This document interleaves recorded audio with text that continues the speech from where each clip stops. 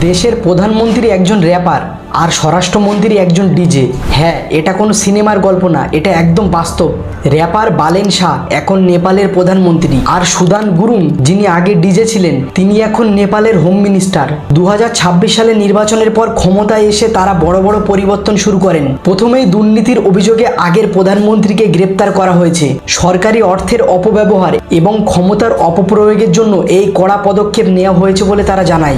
পুলিশকে দেওয়া হয়েছে আরও বেশি ক্ষমতা। তারা এখন থেকে যে কোনো সময় কোনো নেতা হোক বা সাধারণ নাগরিক যে কারো বাড়ি বা গাড়ি থামিয়ে তল্লাশি চালাতে পারবে। অর্থাৎ কেউ আর আইনের ঊর্ধ্বে নয়। এবং শিক্ষা ব্যবস্থায় আনা হয়েছে বড় পরিবর্তন। ক্লাস 5 পর্যন্ত সমস্ত পরীক্ষা বাতিল করে দেওয়া হয়েছে যাতে ছোটদের ওপরে চাপ কমে।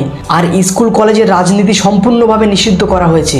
এমনকি পেট্রোল ডিজেলের দামও কমানো হয়েছে। আর এখন থেকে সমস্ত সরকারি কাজ অনলাইনে ট্র্যাক করা যাবে বলে জানিয়েছেন। সব মিলিয়ে নেপালে চলছে এখন নতুন ধাঁচের শাসন। আপনার কি মনে হয়, এটা কি সত্যি দেশ বদলে দেবে? কমেন্টে জানান।